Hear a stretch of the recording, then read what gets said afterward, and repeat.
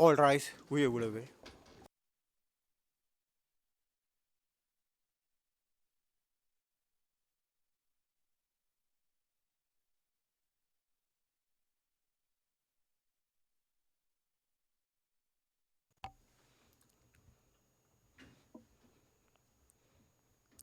The International Residual Mechanism for Criminal Tribunals is now in session. L'audience mécanisme international appelé à exercer leurs fonctions résiduelles de tribunaux pénaux est ouverte. Please be seated.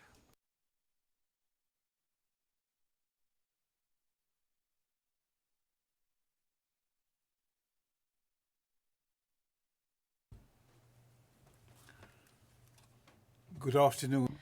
Le président, bonjour à toutes et à tous. Dans le prétoire et à l'extérieur du prétoire, monsieur le greffier, veuillez citer le numéro de l'affaire. Le greffier d'audience. Bonjour, monsieur le président, messieurs les juges. Ceci est l'affaire MTPI 1596T, le procureur contre Jovica Stanisic et Franco Simatovic. Le président, merci. J'invite les parties à se présenter. Maître Stringer, bonjour Monsieur le Président. L'accusation est représentée aujourd'hui par moi-même, Douglas Stringer, ainsi que par Grace Harbour, Dunia Redan et Thomas Legel. Maître Jordache, bonjour Monsieur le Président, Messieurs les juges. Monsieur Stanisic est représenté par moi-même, Wayne Jordache, par Joseph Holmes et Mirjana Vukailovic. Maître Bagrach, bonjour Monsieur le Président, Messieurs les juges.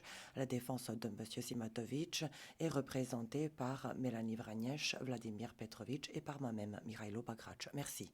Le Président, merci à vous.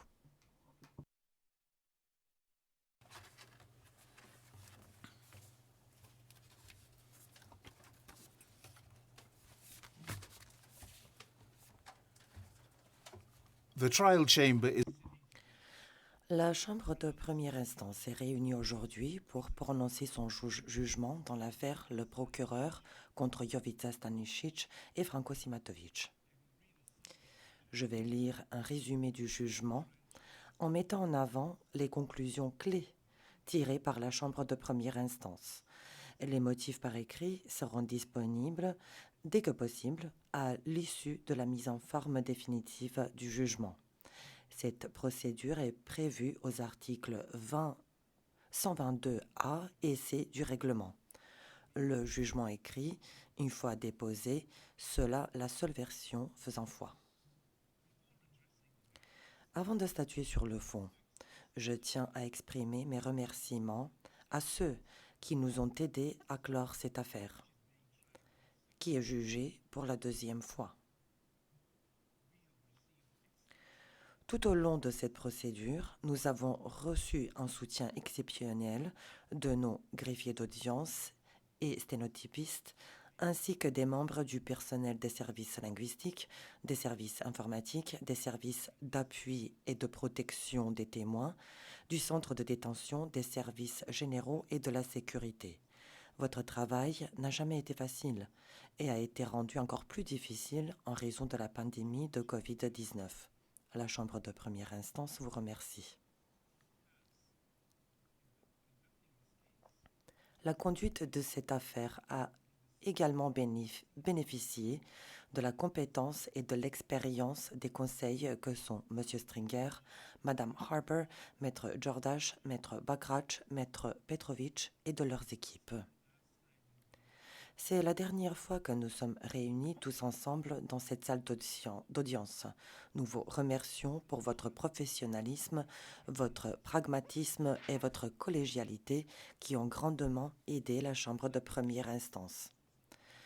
Avant d'en venir à la décision d'aujourd'hui, je demanderai aux personnes présentes dans la salle d'audience et à l'extérieur de celle-ci et dont la langue maternelle est l'une des variantes des langues parlées dans les pays de l'ex-Yougoslavie, de ne voir là aucun manque de respect si ma prononciation d'anglophone laisse parfois à désirer pour ce qui est des noms de personnes et de lieux. Cette affaire a une longue histoire. La procédure a commencé devant le tribunal pénal international pour l'ex-Yougoslavie en 2003, soit il y a près de 18 ans, lorsque les accusés ont été mis en accusation et transférés au tribunal. Le premier procès s'est achevé le 30 mai 2013 avec un acquittement prononcé pour tous les chefs. En décembre 2015, la Chambre d'appel du Tribunal pénal international pour l'ex-Yougoslavie a infirmé les acquittements et ordonné la tenue d'un nouveau procès. Cette décision a relancé l'affaire devant le mécanisme, ce qui a nécessité une nouvelle comparution initiale et une nouvelle phase préalable au procès. Pendant le nouveau procès, la Chambre de première instance a reçu 145 témoignages, dont la déposition en personne de 80 témoins, et versé au dossier plus de 6300 pièces à conviction. Elle a également rendu près de 450 décisions et ordonnances.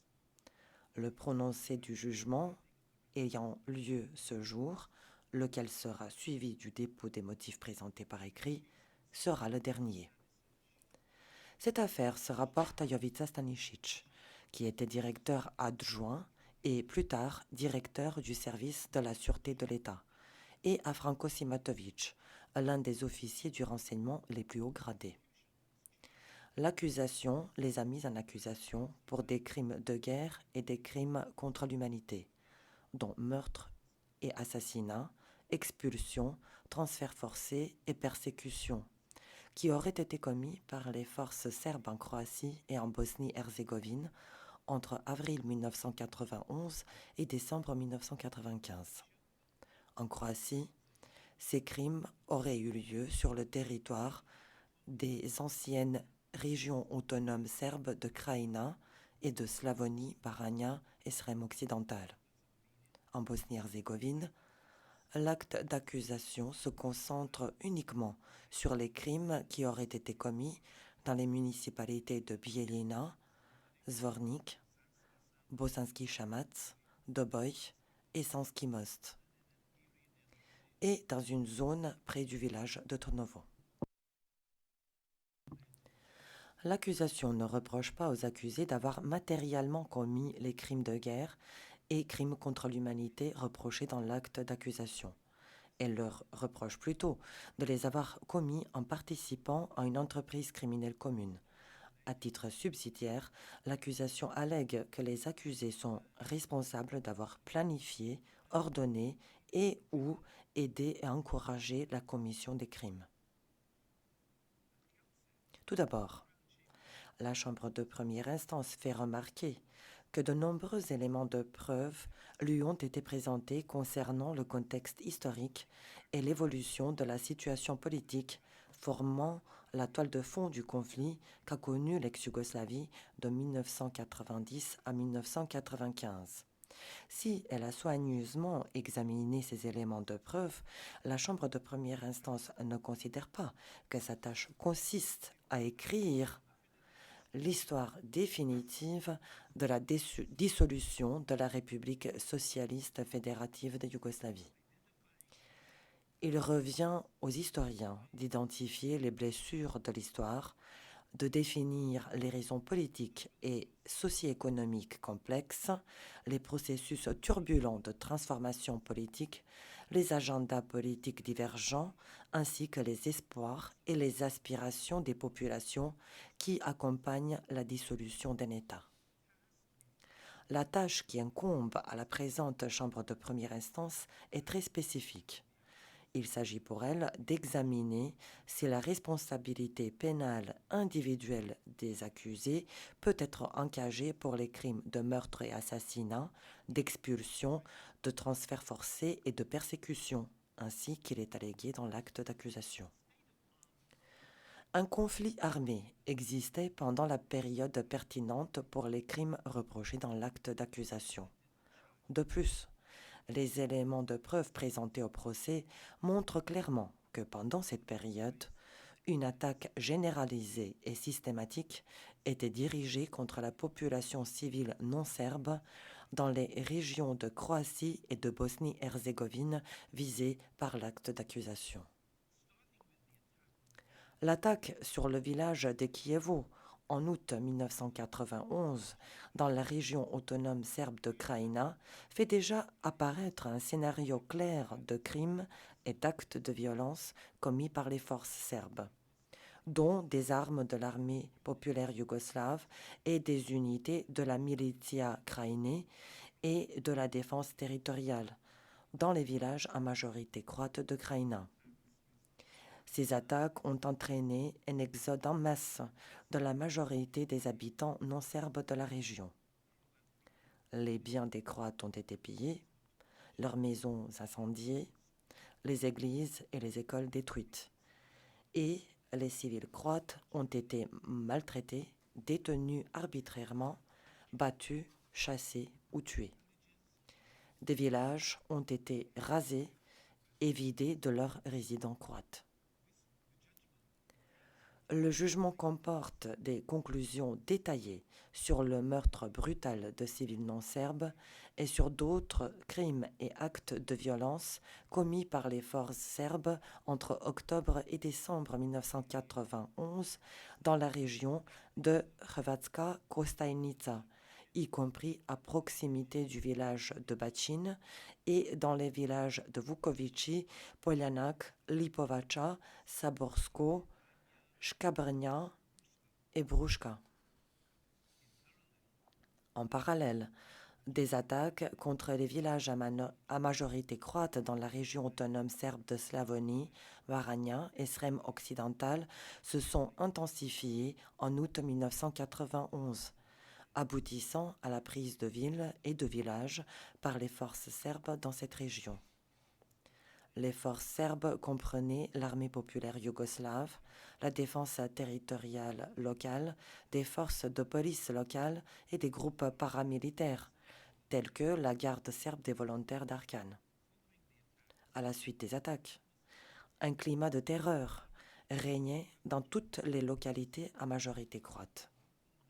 Les non-serbes locaux ont fait l'objet de harcèlement, de mauvais traitements, de détention arbitraire et de mise au travail forcé, et leurs biens et édifices religieux ont été pillés et incendiés.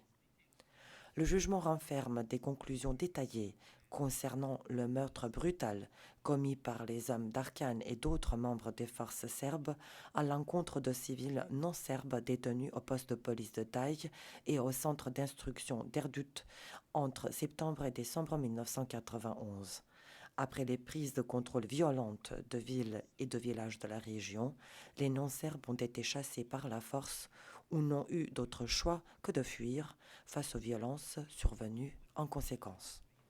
S'agissant de la Bosnie-Herzégovine, un scénario de crime similaire s'est dégagé à partir d'avril 1992, après les prises de contrôle violentes par les forces serbes, dont l'armée populaire yougoslave et des unités paramilitaires, de villes et de villages dans les municipalités de Bijeljina, Zvornik, Bosanski Shamac, Doboj et Sanski Most. Des civils, principalement des musulmans de Bosnie et des Croates de Bosnie, ont été tués, battus, maltraités de toute autre manière, arrêtés et détenus arbitrairement, torturés et soumis au travail forcé et à des violences sexuelles. Leurs biens ont été pillés et incendiés et leurs édifices religieux détruits. Dans la municipalité de Bijeljina, la première à avoir été prise par les forces serbes en avril 1992, le règne de la terreur a été instauré par des groupes paramilitaires tels que la garde serbe des volontaires d'Arkan, les Aigles Blancs et la garde nationale serbe de Mauser, qui agissaient de concert avec des membres de la police locale. Ces groupes se sont livrés à des activités criminelles de grande ampleur, terrorisant les habitants non serbes et les Serbes qu'ils jugeaient être déloyaux au moyen de pillages, de meurtres et de viols, de détentions arbitraires et de mauvais traitements infligés aux non-serbes dans différents lieux de détention de la municipalité. Dans les mois qui ont suivi, des départs en masse des musulmans de Bosnie ont eu lieu, ces derniers quittant la municipalité en raison de la campagne de terreur, de violence et de mauvais traitements.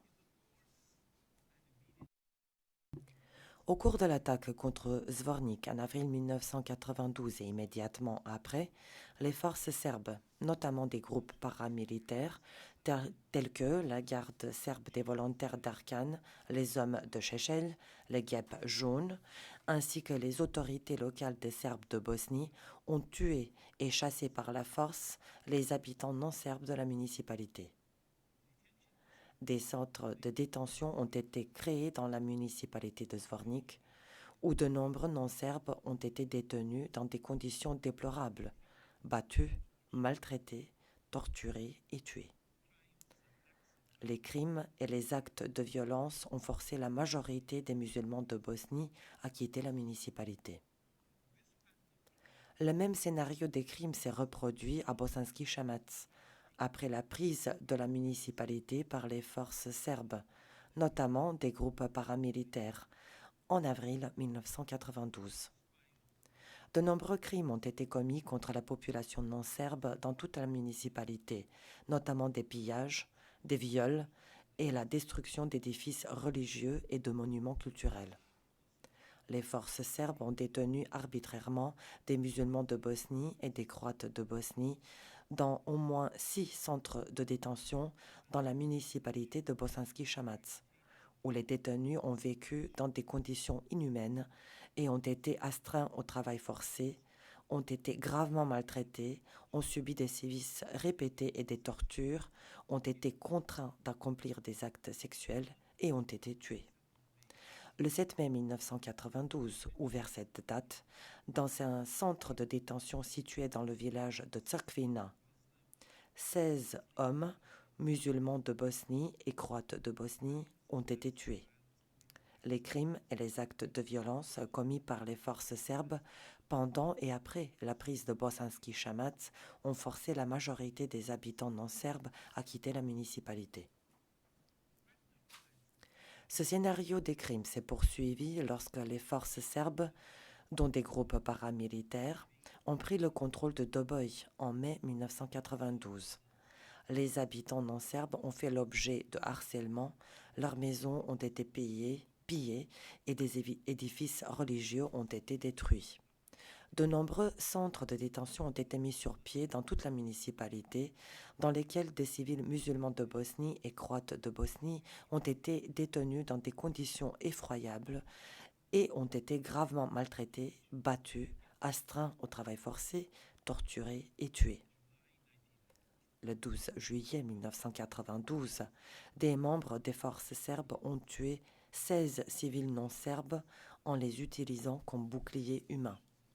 Les conditions de vie et les nombreux crimes et actes de violence prenant pour cible les habitants musulmans de Bosnie et croates de Bosnie de Doboj ont forcé la majorité de ceux-ci à quitter la municipalité.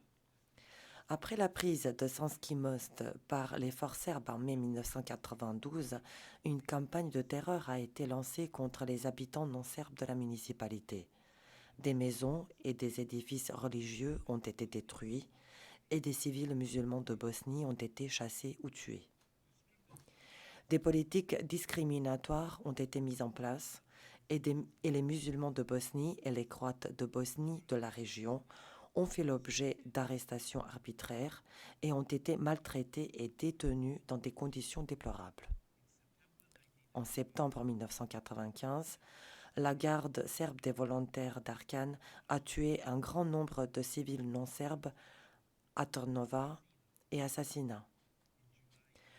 En juillet 1995, au cours des opérations menées à Treskavica et Trnovo, 6 hommes et garçons musulmans ont été tués par le groupe paramilitaire Les Scorpions.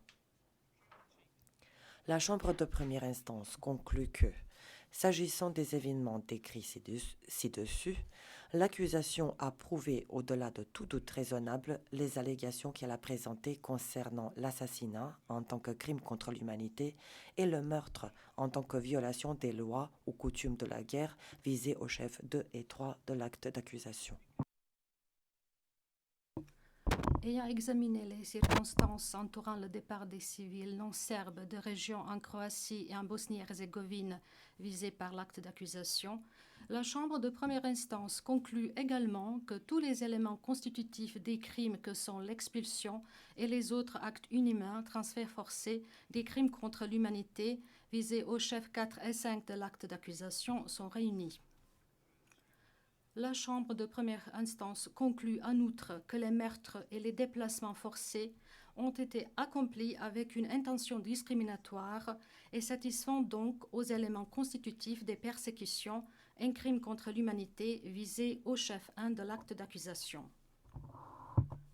La Chambre de première instance considère que le caractère systématique des crimes commis à l'encontre de civils non serbes par les forces serbes constitue la preuve la plus convaincante établissant l'existence d'un objectif criminel commun. Pour les motifs exposés dans le jugement, la Chambre de première instance est convaincue que dès août 1991 au moins, une entreprise criminelle commune a existé.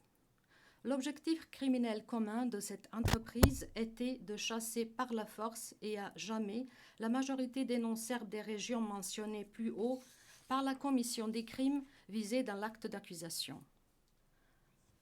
Certains hauts dirigeants politiques, militaires et des forces de police en Serbie, dans les régions autonomes serbes de Krajina et de Slavonie, Baranja et Srem occidental, et en République serbe de Bosnie-Herzégovine, rebaptisée par la suite Republika Srpska, ont adhéré à cet objectif criminel commun.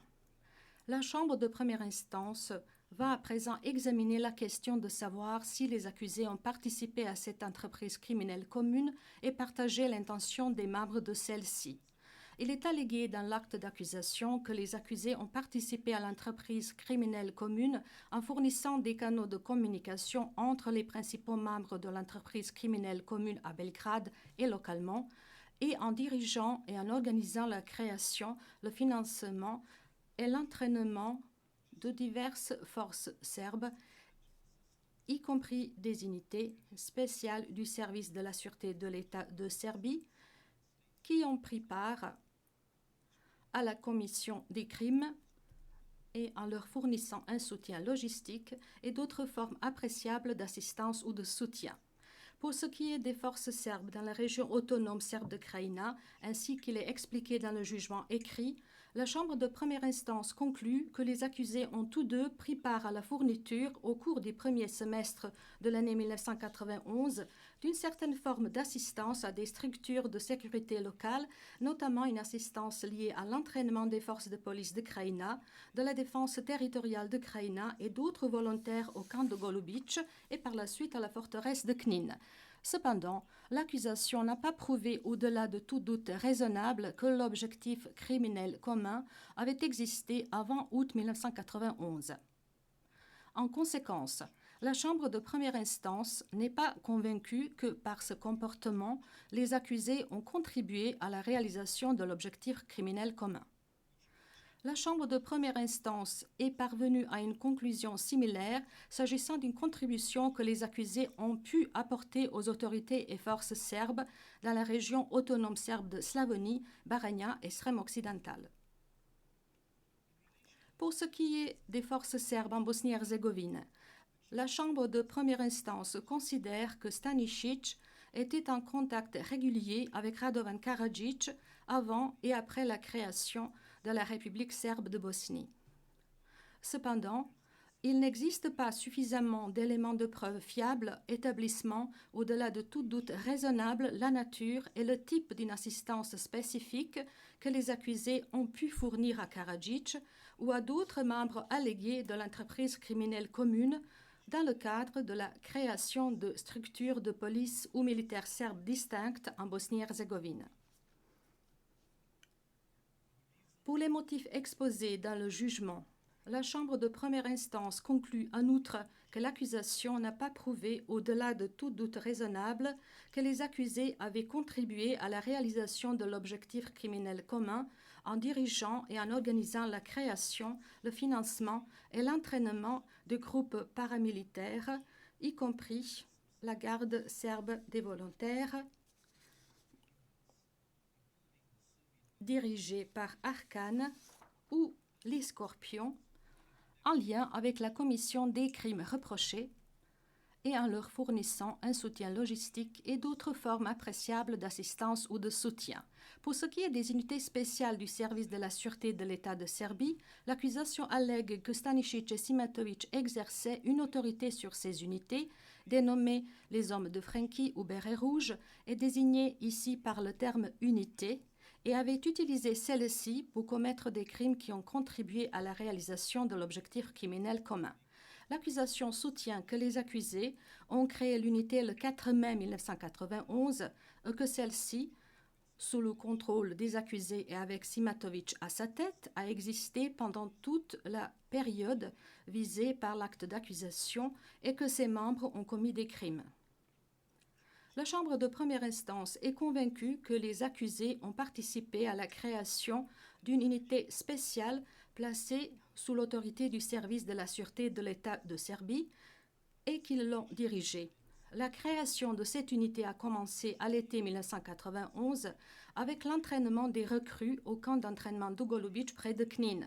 Au plus tard, en août ou en septembre 1991, Simatovic a sélectionné quelques 28 personnes parmi les meilleurs recrues et instructeurs pour former une unité spéciale qui opérerait de façon secrète sous l'autorité du service de la sûreté de l'État de Serbie.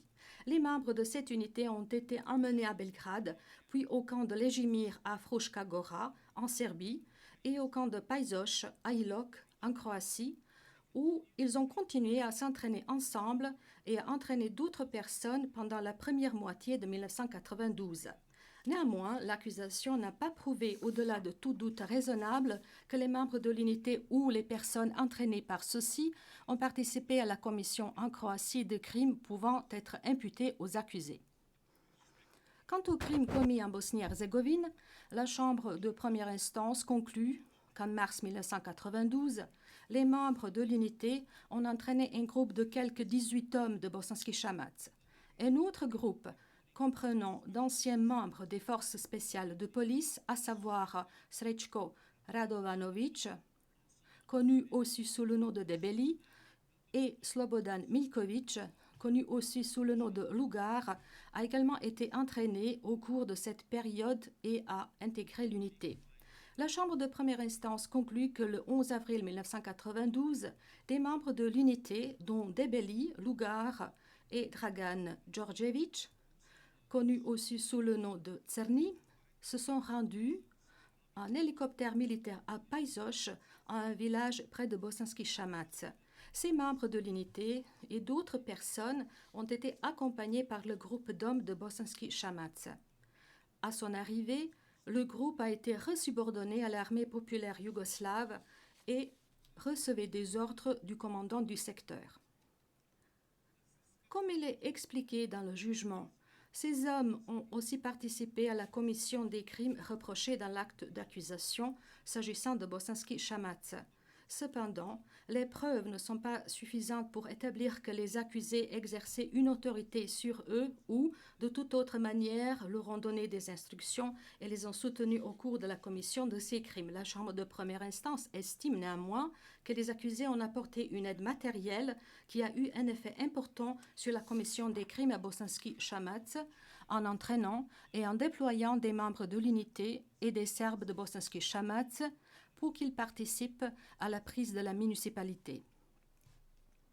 Pour les raisons exposées dans le jugement, l'accusation n'a pas prouvé au-delà de tout doute raisonnable, sauf pour ce qui est de Bosanski Šamac, que les accusés ont contribué ou apporté une aide matérielle à la commission des crimes reprochés dans l'acte d'accusation par l'intermédiaire d'unités spéciales du service de la sûreté de l'État de Serbie. S'agissant de l'intention des accusés, la Chambre de première instance conclut que Stanisic avait une connaissance approfondie des événements dont la Croatie et la Bosnie-Herzégovine ont été le théâtre pendant la période couverte par l'acte d'accusation. La Chambre de première instance conclut en outre que Simatovic avait libre accès aux informations relatives aux événements sur le terrain, étant donné que le renseignement était l'une de ses tâches principales pendant la période couverte par l'acte d'accusation. Au vu de l'ensemble des éléments de preuve présentés et de l'ampleur et du scénario des crimes commis pendant et après les opérations menées par les forces serbes dans les régions visées par l'acte d'accusation, la Chambre de première instance conclut qu'il est établi au-delà de tout doute raisonnable que les accusés étaient tous deux au courant de la campagne de meurtre, persécution et transfert forcé menée contre les non-serbes en Croatie et en Bosnie-Herzégovine au cours de la période couverte par l'acte d'accusation. À la lumière des échanges entre les accusés et de leur connaissance approfondie et détaillée des événements sur le terrain, pendant la période couverte par l'acte d'accusation, la seule déduction que l'on puisse raisonnablement faire au vu des éléments de preuve est que les accusés savaient également que les membres de l'entreprise criminelle commune étaient animés de l'intention de chasser par la force et à jamais la majorité des non-serbes de vastes portions de la Croatie et de la Bosnie-Herzégovine par la commission des crimes reprochés dans l'acte d'accusation. La Chambre de première instance peut déduire de preuves indirectes l'existence d'un fait duquel dépend la culpabilité de l'accusé, pour autant qu'il s'agisse de la seule conclusion que l'on puisse raisonnablement tirer au vu des éléments de preuve produits. Si une autre conclusion peut raisonnablement être tirée au regard des 10 éléments de preuve, la culpabilité au-delà de tout doute raisonnable ne saurait être retenue. Ayant examiné l'ensemble des éléments de preuve présentés, la Chambre de première instance ne conclut pas que la seule conclusion que l'on puisse raisonnablement tirer au regard des éléments de preuve produits est que Stanisic et Simatovic partageaient l'intention de réaliser l'objectif criminel commun. Par conséquent, pour les raisons exposées dans le jugement, l'accusation n'a pas prouvé, au-delà de tout doute raisonnable, que les accusés ont participé à une entreprise criminelle commune.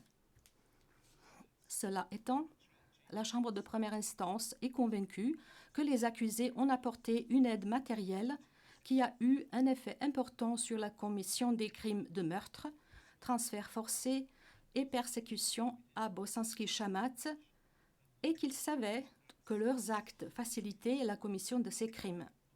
Par conséquent, la Chambre de première instance conclut qu'ils sont pénalement responsables d'avoir aidé et encouragé la commission des crimes à Bosanski-Shamat. La Chambre de première instance ne conclut pas que les accusés sont responsables d'avoir planifié, ordonné ou aidé et encouragé l'un quelconque des autres crimes qui leur sont reprochés.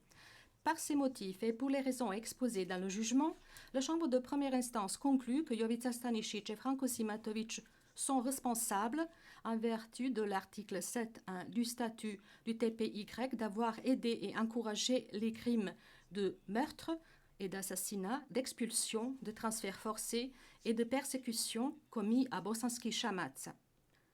Par conséquent, la Chambre de première instance déclare Jovica Stanisic et Franco Simatovic coupables des chefs d'accusation en 5. Ayant tenu compte de tous les éléments pertinents, la Chambre de première instance condamne Jovica Stanisic à une peine unique de 12 ans d'emprisonnement et Franco Simatovic à une peine unique de 12 ans d'emprisonnement. Conformément à l'article 125C du règlement, Jovica Stanisic et Franco Simatovic ont droit à ce que le temps qu'ils ont passé en détention avant leur remise au TPY, pendant le procès initial et la procédure en appel et pendant le nouveau procès, soit décompté de la durée de la peine.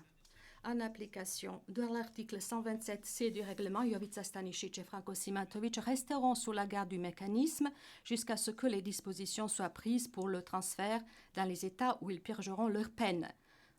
Le procès dans l'affaire, le procureur contre Jovica Stanisic et Franco Simatovic est à présent clos.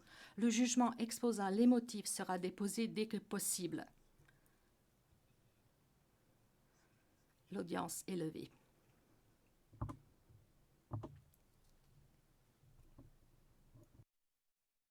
All rise, veuillez vous lever.